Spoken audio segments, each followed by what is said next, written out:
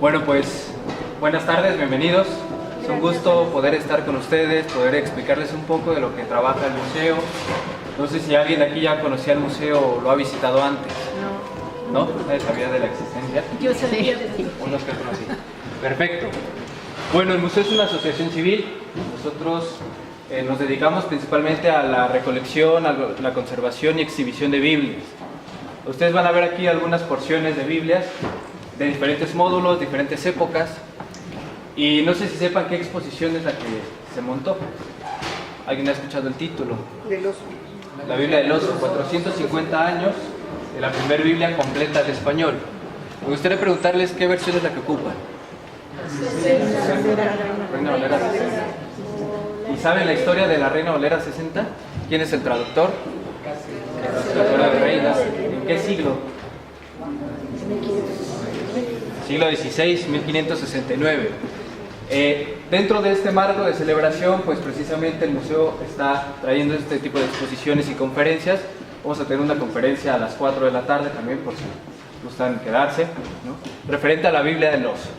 Pero para poder entender cómo se fue formando la Biblia, vamos a iniciar desde cómo se transmitía la Biblia antes de que existiera la Escritura.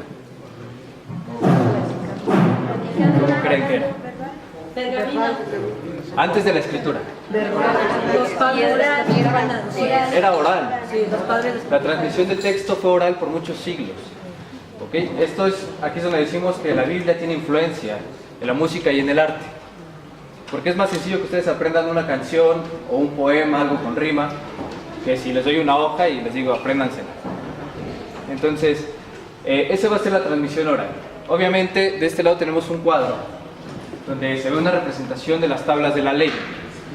Este es un texto consonantal, se llama paleohebreo o hebreo antiguo. Es decir, es un texto donde solo existen consonantes, no existen las vocales todavía. Imagínense, si yo les pusiera una C y una S en un pizarrón, ¿qué puede decir?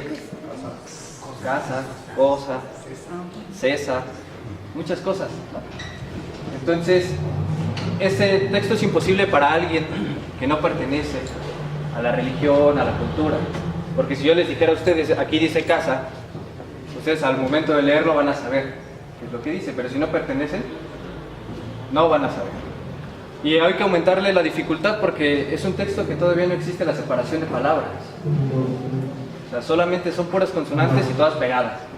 Entonces es un texto imposible, ¿no? Entonces, ese va a ser para la formación, así es como va a iniciar. El primer soporte de escritura son las tablas de arcilla o la piedra. ¿Okay? Va a ser el primer soporte. Segundo soporte de escritura va a ser el el papiro. El papiro es una planta. ¿Okay? Y esta se va formando de manera que se teje y se forma una hoja. Esto obviamente es muy débil, se deshace y se rompe con facilidad. Y es necesario inventar otro soporte, que ahora sí va a ser el pergamino. ¿Okay? El formato del libro también va a ir cambiando. La Biblia va a la par de la historia de la escritura y de la historia del mismo libro. ¿Okay? ¿Ya se nos fue el audio? Bueno, no importa. Entonces, les decía, la Biblia, aparte de ser un libro que nos habla de Dios, es un libro que va a la par de esta formación, de la escritura y del mismo el libro como tal. No sé cuántos aquí piensen que la Biblia nos cayó en español, ¿no? No sé si alguien sepa la historia de... ¿Ya se volvió a apagar? No sé si alguien sepa cómo se fue formando el texto bíblico. Para empezar, no siempre la Biblia existió como ahora la tenemos. Ustedes tienen en el Antiguo Testamento, tienen el primer libro. ¿Sí conocen su Biblia? Sí. En el Antiguo Testamento, ¿qué libro está el primero? Génesis. Y en el Nuevo Testamento, Mateo. Pero eso no quiere decir que Génesis fue el primer libro que se escribió, ni que Mateo fue el primer libro que se escribió del Nuevo Testamento. El orden que ustedes tienen se fue formando a lo largo de muchos años. El simple hecho de tener la recolección de estos escritos en un solo tomo, para poderle llamar Antiguo Testamento y Nuevo Testamento, fue un transcurso de varios años. Y eso es lo que queremos que ustedes aprecien con esta exposición. Van a ver aquí uno de los rollos. Les decía, el formato del libro es un rollo. ¿Okay? un rollo que llega a medir 12 metros de largo. Y no es la Biblia completa, es solamente una porción. Aquí van a apreciar un rollo sefaradí, que es un rollo ya con estuche. El estuche se lo inventan los sefaradíes españoles. Bueno, los judíos sefaradíes son españoles. Ellos le inventan este estuche para resguardar el texto. ¿Ok? Pero es para que ustedes aprecien el formato. Posteriormente va a existir el formato códice. ¿Qué es el códice o el códex? Es empalmar una hoja tras otra. El formato libro común en que ustedes ocupan. Ese es un códice. ¿Ok? Entonces ya vimos los 3 soportes de escritura, que es las tablas, la arcilla. ¿Cuál es el otro? El papiro. Y el tercero, el pergamino. Y los 2 soportes principales de la escritura: el rollo y luego el códice. Es lo que ustedes van a ver aquí. Van a ver algunos aparatos. ¿Saben cuál es el idioma original en el que se escribió la Biblia? ¿Quién sabe? El hebreo, el griego y arameo.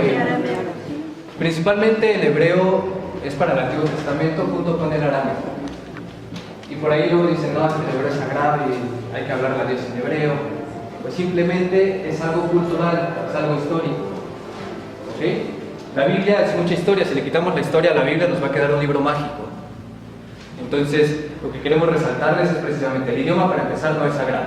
Si la escritura no existiera ahorita, en estos tiempos, no tuviéramos libro, y ustedes lo descubren, toda esta comunidad lo descubre, ¿en qué idioma escribirían? En español, ¿no? ¿Qué idioma hablan? Español. Entonces, ustedes escribirían en español. ¿Eso quiere decir que el español es sagrado? No, ¿verdad? Se deriva de otros idiomas. Eso es lo que sucede con el hebreo. Es un proceso histórico que en el momento en el que se inventa la escritura y el libro como tal, el idioma común es el hebreo.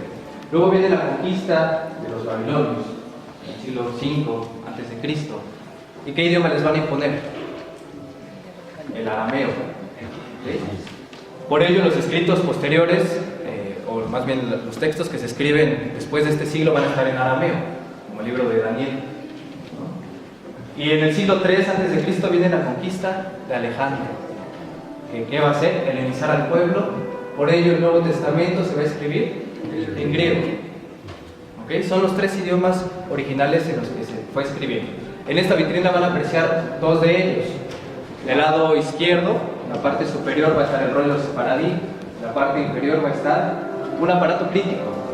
Ustedes ya no tienen pretexto para no estudiar la Biblia en sus idiomas originales, porque ya tenemos este tipo de aparatos críticos. ¿Qué es un aparato crítico? Es una Biblia donde se comparan manuscritos.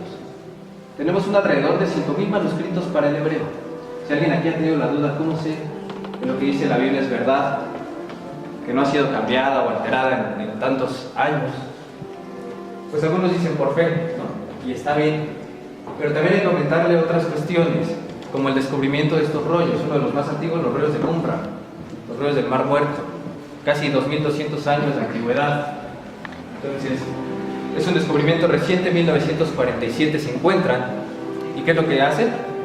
Compararlos con su texto hoy en día. ¿Y creen que dice lo mismo? ¿Sí? Sí, ¿no? Bueno, en esencia dice lo mismo, ¿no? Porque las palabras y el idioma no es el mismo. Pero en esencia dice lo mismo. Entonces tenemos alrededor de 5.000 manuscritos antiguos solamente para el hebreo. Eso es maravilloso. Si no se sorprenden, sorpréndanse, porque no hay libro que tenga tal cantidad de copias antiguas. No hay libro que tenga 100 copias. O sea, 5.000 copias para el hebreo, 5.000 para el griego y más de 20.000 en otros idiomas, a los que llamamos las versiones antiguas, que ahorita vemos también unas, como la Vulgata Latina, ¿no? Puede ser otros idiomas: el árabe, el siriaco, el armenio, el copto, el gótico, el que ustedes me digan. ¿Okay? Entonces tenemos alrededor de 32.000 manuscritos antiguos de la Biblia, encontrados en diferentes lugares, diferentes países.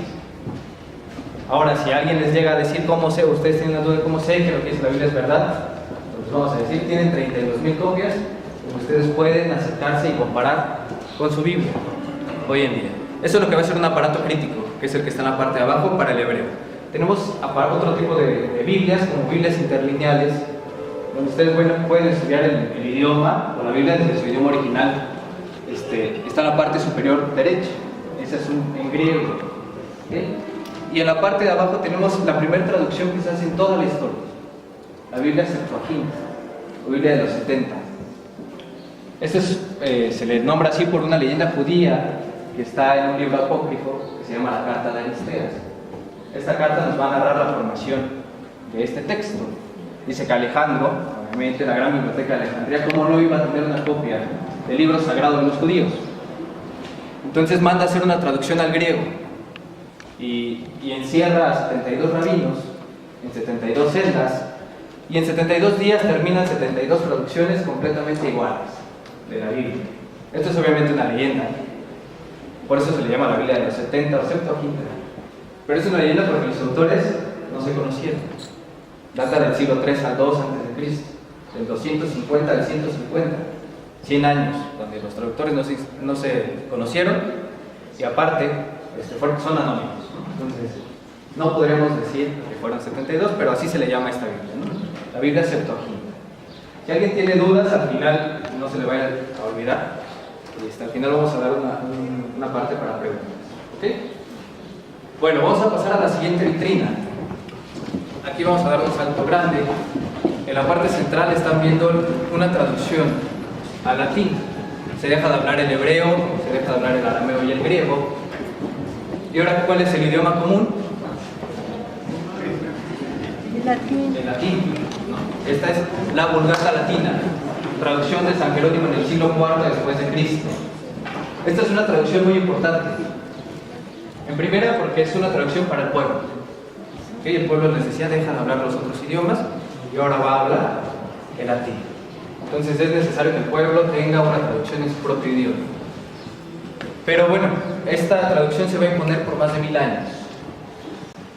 Si hiciéramos un ejercicio ahorita, ¿ustedes han copiado algo a mano? Sí. ¿Y qué es lo que sucede cuando copian algo a mano? Si están muy cansados, ¿qué va a pasar? La letra se ve. La letra nos queda bien fea, ¿no? Cambiamos las palabras. Eso se le llaman en las Biblias. Imagínense, estos 32.000 manuscritos no son iguales. Ninguno va a ser igual, porque todo lo manuscrito es forzosamente diferente. Todo. Se le llaman variantes en la Biblia. ¿Sí? Una variante involuntaria sería, pues el copista está muy cansado, ya repitió la palabra, ¿no? O su falta de ortografía, si le están dictando, la falta de ortografía, etcétera. Esas son variantes involuntarias. Y una variante voluntaria sería, le quiero cambiar la palabra, para mí suena mejor esta, se entiende mejor, ¿no? Eso lo que nos demuestra es que todo lo manuscrito va a ser completamente diferente. En un minuto podemos tener un texto muy diferente si yo les dictara algo. ¿Okay? Imagínense en 1000 años, desde el siglo IV hasta el siglo XV, la traducción que se va a imponer es la Vulgata. 1000 años copiando a mano, ¿cuántas variantes tenía? Esto es muy importante para lo que va a venir en el siglo XVI. Pero bueno, aquí está la traducción que es para el pueblo. Van a ver algunas otras Biblias medievales y vamos a ver los primeros intentos de traducción al español. ¿Saben cuántos años tiene su idioma? ¿Quién sabe aquí cuántos años tiene su idioma? Si es del siglo X, XI, más o menos, ¿cuántos Del años tiene? siglo VI. No, siglo X y XI es cuando se está formando. 50 ¿Estamos en qué siglo? Siglo XXI, 10 siglos, 1000 años. Nuestro idioma tiene 1000 años. ¿Okay? Va a cumplir los 1000 años. Y aquí es donde están los primeros intentos medievales de traducción al castellano. ¿Okay? Como es el Beato de Lébana, y van a ver la Biblia de Osuna de este lado. Obviamente estas no fueron perseguidas, estamos en una época en donde el tener texto sagrado es prohibido. O sea, ustedes no pueden tener un libro de la Biblia porque los van a matar. Entonces la gente no iba a morir por un libro apócrifo, ¿sí? Ellos estudiaban la Biblia, la leían, y si querían tener texto, se iban a asegurar de que el texto que tuvieran es un texto inspirado. Aparte de todo esto, pues el costo de las Biblias es muchísimo. Ahí está de ejemplo una que es considerada la Biblia más bella, un folio solamente, es decir, una hoja de la Biblia de San Luis. Si ustedes la pueden apreciar, es una Biblia que a veces la ven y dicen es infantil, pero de infantil no tiene nada. Esta Biblia se llama Biblia moralizante o moralizada. Es hecha para el rey El rey va a ser el único que va a tener este acceso a poder leer, que no existe en universidades públicas. ¿Quién puede leer? ¿Quién puede tener un profesor particular? El rey, ¿no? Esta Biblia la manda a hacer la reina Blanca de Castilla para su hijo Luis IX de Francia. Y solamente para no tardarnos mucho, les voy a explicar cómo se forma. Para tener una Biblia se tenía que matar un solo tomo, un solo libro. Se tenía que matar un rebaño completo de animales adultos. Imagínense quién puede pagar un rebaño completo.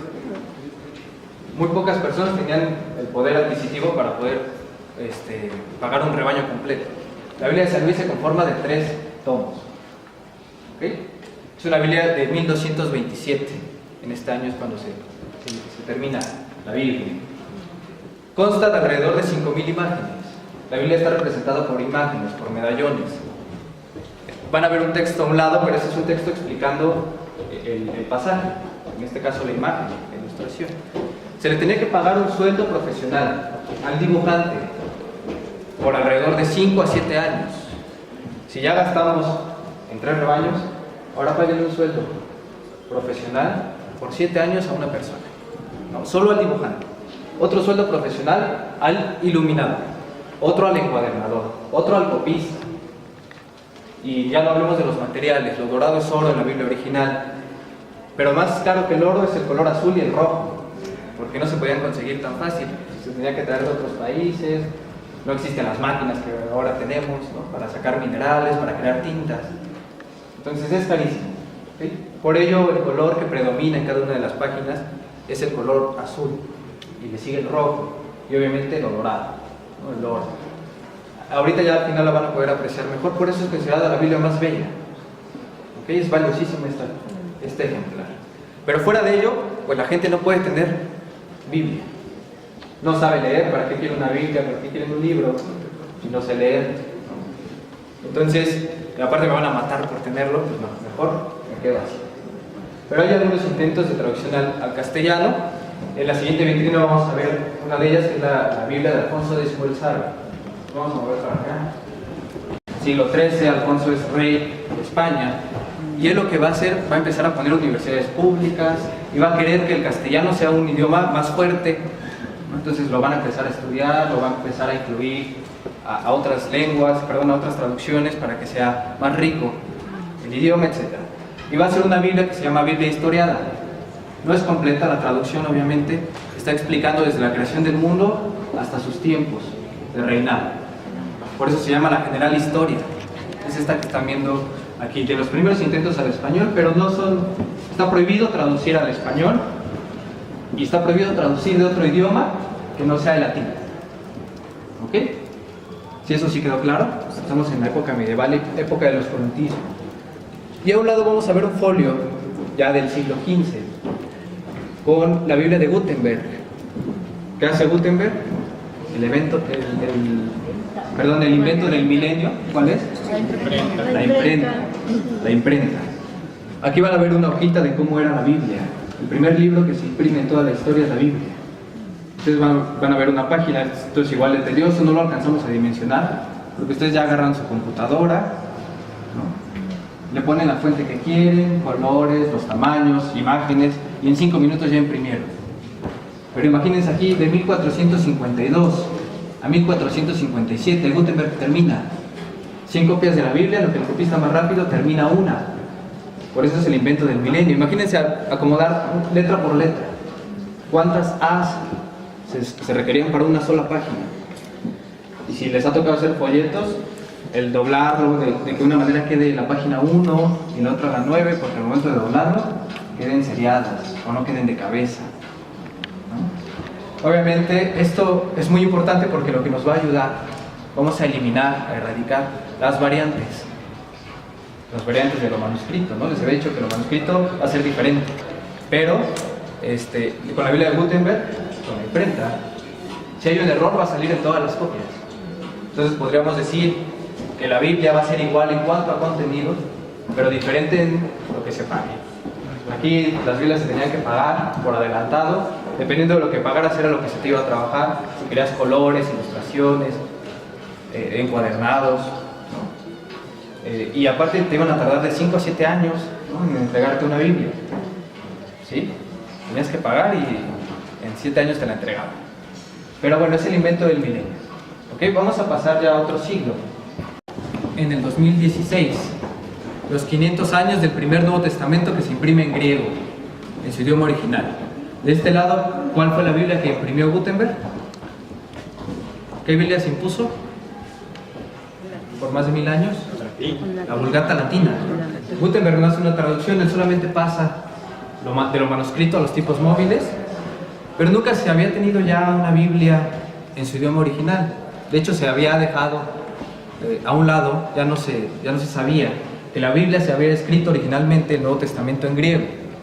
Por ello llega un humanista holandés, Erasmo de Rotterdam, que él va a traer precisamente esta idea de regresar a lo clásico. ¿Qué sería lo clásico? Las lenguas originales. Por ello es el primer Nuevo Testamento que se va a imprimir en su idioma original, en griego, en 1516. Obviamente una obra magnífica, porque para el siglo XVI los traductores ya van a tener a su alcance la Biblia en su idioma original. Ya no van a traducir de la Vulgata Latina con sus variantes, sino de el griego. A la par se está haciendo otra Biblia, que es la Políglota Complutense, que es la que está aquí. Y celebramos también los 500 años, en el 2017, de la Políglota Complutense, de la publicación de esta Biblia. Muy importante también, el cardenal Jiménez de Cisneros hace un monumento de obra. Son 6 tomos, se llama Políglota por todos los idiomas que contiene. Contiene hebreo, arameo, griego y latín, en un solo tomo. O sea, imagínense.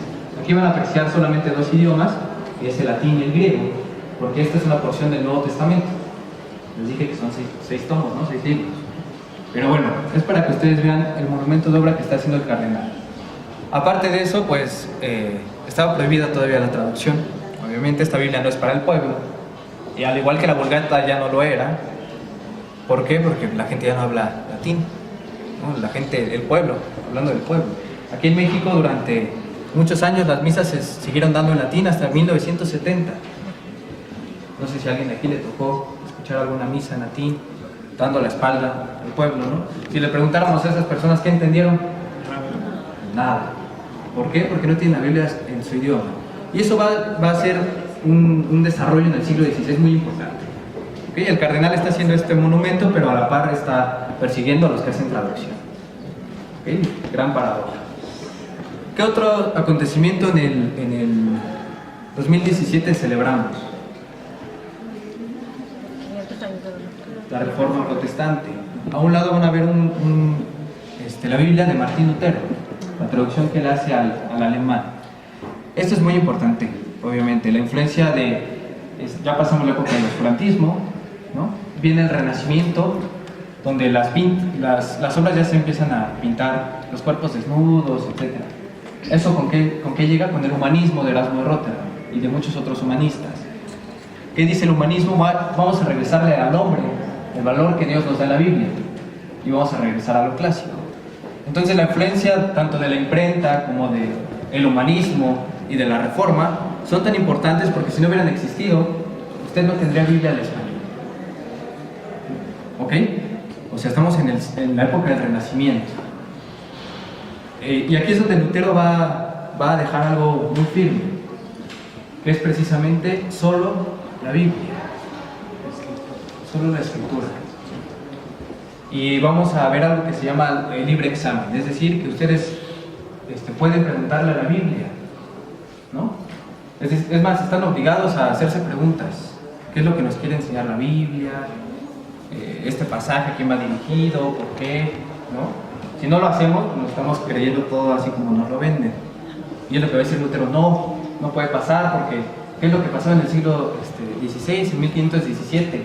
¿Contra qué protesta Lutero? Con la verdad. Contra la venta de indulgencias. ¿Y por qué la gente se compró esta idea? Primero, no tenían la Biblia en su idioma, no sabían leer. ¿Okay? La influencia entonces de Lutero va a ser: si yo estoy diciendo que solo la Biblia, yo creo solo lo que dice la Biblia, ¿cómo van a creer ustedes si no tienen la Biblia en su idioma? Y es por ello que hace una traducción al neoalto alemán. una traducción muy valiosa que se avienta Lutero en un mes, solamente el Nuevo Testamento. Aquí me gustaría preguntarles, ¿quién aquí ya leyó su Nuevo Testamento en un mes y lo entendió? Y ahora traduzcanlo, ¿no? Y eso es lo que va a hacer Lutero en un mes. Es para que veamos un poquito la capacidad de estas personas.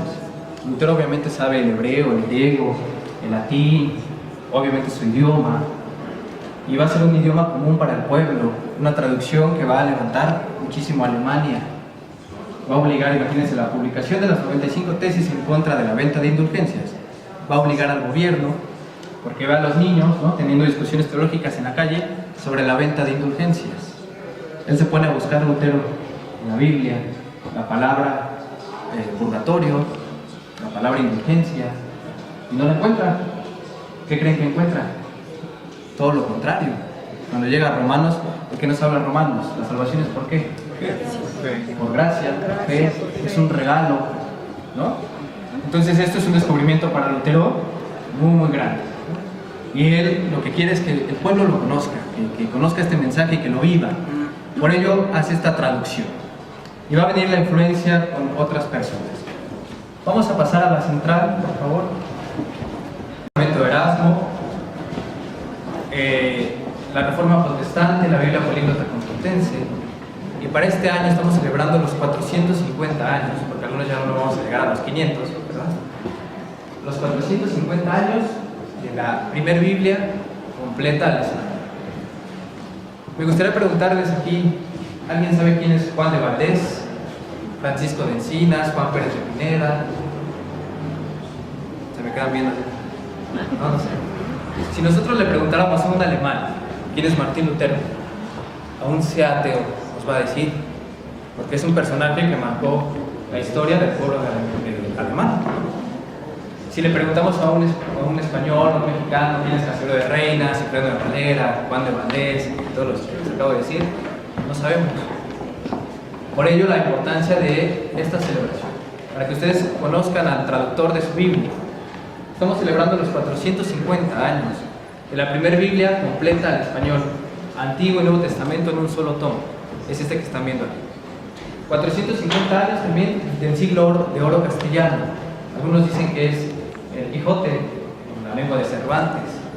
Pero 35 años antes se está imprimiendo la Biblia del Oso y no es conocido. Si ustedes lo pueden leer, ahorita van a ver, esta es considerada la más bella en cuanto a su parte literaria. Entonces, es un monumento, la Biblia de Dios. ¿Qué es esta que están viendo aquí? Se llama así porque en su portada tiene un osito tratando de alcanzar la miel de un panal. ¿Esto a qué nos recuerda? Hay un pasaje, ¿no? ¿Es algo que dice que más dulce a mi paladar son tus palabras, la miel a mi boca? Hay toda una explicación para la imagen del oso, quizá la tomemos más al rato. Solamente les digo que esta imagen se puso para hacer pasar esta Biblia como otro libro, no como una Biblia. Ya existía en estos tiempos un librito que se llama el Index Librorum Prohibitorum, índice de los libros prohibidos y expurgados. Y es aquí donde la Inquisición ponía una lista de autores prohibidos. ¿Y qué nombre creen que estaba? Casiodoro de Reina. Estaba bien grandote. Entonces por ello Casiodoro no pone su nombre, dice, si yo lo pongo, cuando llegue este libro a las aduanas y lo revisen y sepan que yo estoy dentro del índice, directamente pasan a quemar el libro. Pero Casiodoro de Reina está en un convento. Él es un monje perteneciente a la orden de San Jerónimo. ¿Quién es San Jerónimo? ¿Examen? ¿Te tradujo qué? La Vulgata Latina, ¿en qué siglo? Siglo IV. Siglo IV después de Cristo traduce San Jerónimo. Entonces, Casiodoro viene de una casa de traductores, ¿sí? De una orden que se dedica a la traducción.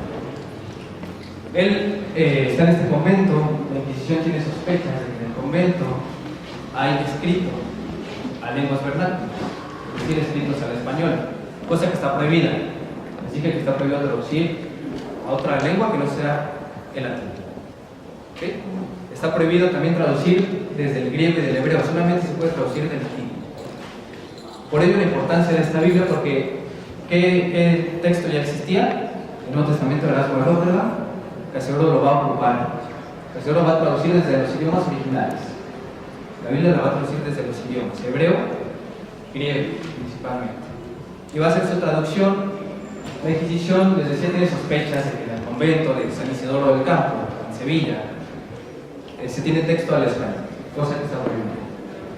Ya para estos tiempos existía la traducción de Juan de Valdés, de los Evangelios y de los Salmos, existía la traducción del Nuevo Testamento de Francisco de Encinas y la de Juan Pérez de Pineda.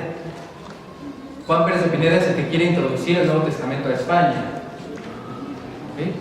Paradójicamente, la traducción al español no se hizo en España, se hizo siempre fuera de España. Entonces, ellos que adoptan la idea protestante de la Reforma, de que la gente tenga la Biblia en su idioma, pues lo que va a traer es precisamente que Juan Pérez de Pineda quiera meter el Nuevo Testamento. Pero nadie lo quería hacer porque ¿qué va a pasar? ¿Qué es lo que va a pasar? La Inquisición te va a perseguir, te va a matar, te va a quemar, te va a torturar, te va a quitar tus bienes y va a dejar a tu familia desamparada. Tus hijos y los hijos de tus hijos no van a poder adquirir un bien. Entonces, si yo les preguntara ahorita, ¿introduce tú el Nuevo Testamento, lo haría? Sabiendo todas las consecuencias.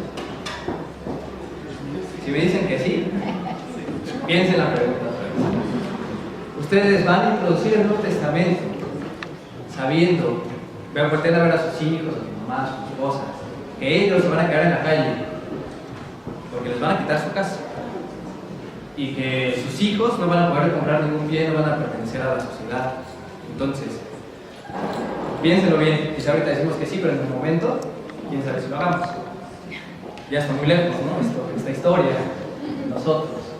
Pero bueno, nadie lo quería hacer, obviamente por las consecuencias. Julián Hernández, un personaje flaquito, chaparrito, jorobado, que no impone nada, él dice: yo lo hago, y introduce el Nuevo Testamento a España. Obviamente lo pasa de contrabando, lo entrega a alguien que no es, y la Inquisición van y lo acusan con la Inquisición y dicen: miren lo que me entregó Julianillo. Confirma las sospechas de la Inquisición y va al convento, donde el abate del convento dice: quien quiera huir lo puede hacer. Y huyen 12 monjes, entre ellos Casiodoro de Reina. Y en lo que va huyendo va siendo perseguido no solo por la Inquisición, sino por la Inquisición protestante, los calvinistas, los seguidores de Juan Calvino. Eso lo pasa en las iglesias, que hay diferencias doctrinales, ¿verdad? Eso no sucede. Pero en estos tiempos sí sucede. Los seguidores de Juan Calvino no estaban de acuerdo con algunas prácticas de Casiodoro y lo persiguen. Y bueno, va sufriendo por 12 años, pero él va haciendo su traducción fielmente, hasta llegar a 1569, donde van a tener acá, si gustan, vamos pasando a este lado para que vean quién es Casiodoro de Reina y algunos libros de él. Y aquí es donde Casiodoro de Reina termina su traducción y se imprimen 2.600 ejemplares, es un tiraje de 2.600 ejemplares, de los cuales en todo el mundo quedan alrededor de 32. No es nada, ¿verdad? Entonces, pues me gustaría decirles que si alguien gusta colaborar con la compra de un ejemplar original, pues acérquense al final con nosotros. El museo está adquiriendo un ejemplar original y al final van a ver un timbre postal que se decidió desde el año pasado se mandó a pedir a correos, y la foto que está en ese timbre es de la Biblia original, ¿sí? Que se está comprando. Entonces, si a alguien le interesa, al final les damos más información. Ya para terminar, ya para cerrar con esta parte, vamos a la siguiente vitrina. Aquí ustedes van a apreciar la Biblia de Cántaro. Les dije que Casiodoro no firma su obra, ¿verdad? Sí. Él no pone su nombre. Sin embargo, para 1602 viene su compañero de la orden, Cipriano de Valera, y va a hacer una revisión sobre la Biblia de los, que no le cambia más del 5%, del 5 al 10% de lo que traduce Casiodoro de Reina. Y no era necesaria hacer una revisión porque no habían pasado tantos años, el castellano no había cambiado demasiado. Por ello decimos que Cipriano hace un plagio sobre la obra de Casiodoro, que es la Biblia de Cántaro, es esta que está abierta aquí, y es un plagio. Siendo estrictamente, o hablando estrictamente, la Biblia que ustedes conocen como Reina Valera, por Casiodoro de Reina y Cipriano de Valera, debe llamarse, o debería llamarse solo, la Biblia de Reina, porque él es el traductor. Durante años se creyó que la traducción era de Cipriano, porque él sí puso su nombre. 1602. Pero bueno, a un lado van a apreciar, de hecho hay un ejemplar ahí del siglo XX, abierto, es uno chiquitito, que dice traducción hecha de Cipriano de Valera, hecha por Cipriano de Valera. Es este que están viendo aquí en medio, ¿no? Uno chiquito. Y bueno, vamos a cerrar con algunas porciones de algunos ejemplares de la Reina Valera, ya en soportes muy diversos, como la Biblia en braille, la Biblia en computadora, de aquel lado las lenguas mexicanas, traducciones a las que ha influido la Biblia del Oso, la traducción al español. ¿Ok? Entonces, si nos ponemos a pensar, y hasta ahorita como hemos ido en el orden, vamos a ver que partimos desde las tablas hasta llegar a la computadora. Todo un proceso histórico que dimos muy rápido, ¿verdad? Nos faltaba por ahí detallar algunas cosas, pero los datos más importantes de esta exposición, entonces sería para cerrar y para terminar. Estamos celebrando 450 años ¿de qué? De la Biblia del Oso, pero ¿cuál es esta Biblia? La primera Reina Valera. Si alguien no conocía la historia de su Reina Valera, ahorita la vamos a ver mejor en la conferencia, pero pues ya saben el contexto, ya vieron qué tipos de ejemplares son los que existen, ya vieron la Biblia, ¿ok? Entonces, de aquel lado van a ver ya, para cerrar, una sección de filatelia. Está el libro postal conmemorativo, y a partir de este año, aquí en México no se queda aquí, un libro postal de la Biblia, pero aquí está un libro postal conmemorativo de los 450 años de la Biblia. La invitación precisamente, creo que ya se agotaron, pero que no, pues ya la oficina de correos está cercana y contactos. Pero si ya se agotó, pues la invitación es que nos sigan en las redes, porque ahí estamos publicando todo lo que hacemos, cursos, conferencias, exposiciones. Si a alguien le interesa más información, traemos por ahí algunos volantitos también con los teléfonos, la dirección, y al final les podemos dar más información. Entonces, al parecer ya se nos acabó el tiempo. 5 minutos, alguien que tenga alguna pregunta. Un jitomate preparado.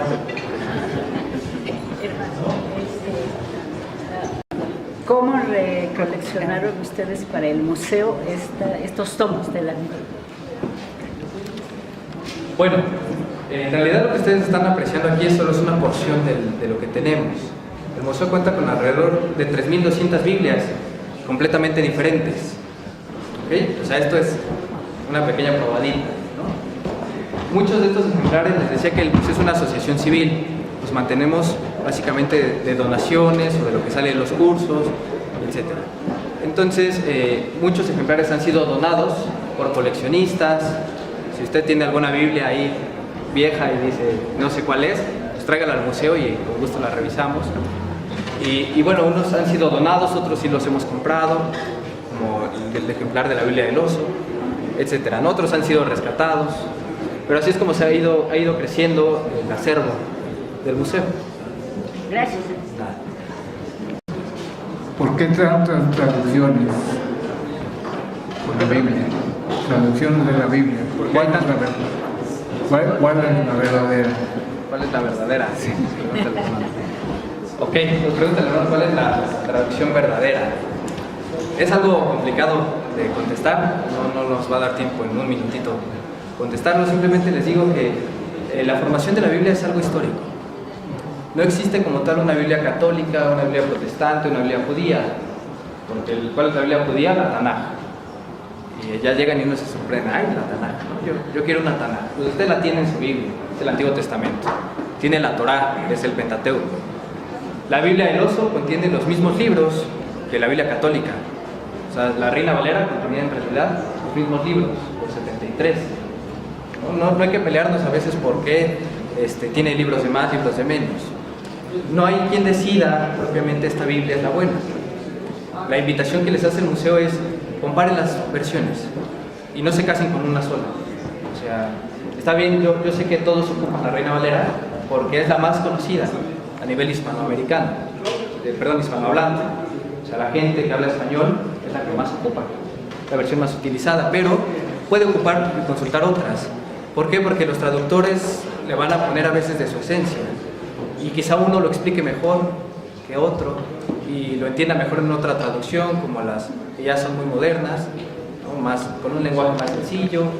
Entonces lo ideal es que comparen versiones. O sea, propiamente no hay una que le pueda decir esta es la inspirada, ¿no? Porque todas son copias, tenemos copias y copias de la Biblia, ¿no? 32.000, imagínense. Obviamente va a haber diferencias, pero ocupe diferentes versiones.